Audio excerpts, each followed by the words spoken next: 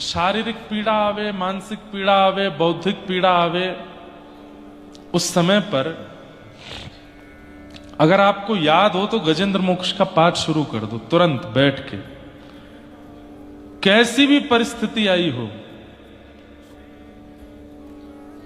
अगर 10 दिन की होगी तो 4 दिन में निपट जाएगी, 5 दिन में निपट जाएगी, 5 दिन की होगी तो 2 दिन में, 2 दिन की होगी तो 1 घंटे में। गजेंद्र मोक्ष इतना बलवान है।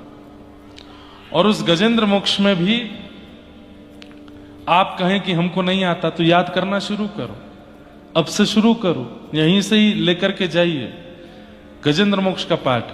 लेकिन अब इसमें एक सूक्ष्म बात ये आ जाती है कि पीड़ा आने पर हम ठाकुर जी को परेशान कर रहे हैं कि नाथ अब पीड़ा दूर करो, पीड़ा दूर करो, पीड़ा दूर इसलिए मत करो कि मैं सुखी हो जाऊं, पीड़ा दूर इसलिए करो कि आपका भजन नहीं बन पा रहा है इस पीड़ा में, इसलिए दूर करो नाथ।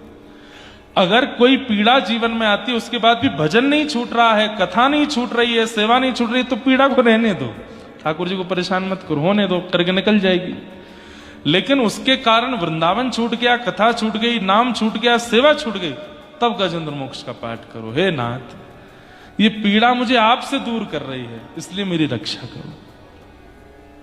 आप कहो कि हमको गजेंद्र मोक्ष याद नहीं, तो याद करो। तब भी याद नहीं हो पाए तो ब्राह्मणों को फोन करो, जो भी ब्राह्मण संपर्क में हो आपके, उसी समय नाम गोत्र देकर के गजेंद्र मोक्ष का पाठ करवाओ। बोले कब तक करना? बोले करते रहो, आप तो 11 दिन का कर दो, 11 दिन असंख्य गजेंद्र मोक्ष का पाठ होने दो।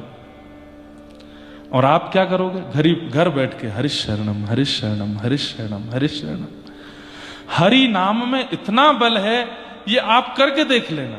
ऊपर चढ़, चाहे जैसी परिस्थिति, कितने भी विशाल स्थिति, कितने भी पहाड़ सामने आ जाएं, हरि नाम लेकर के निकल जाइए।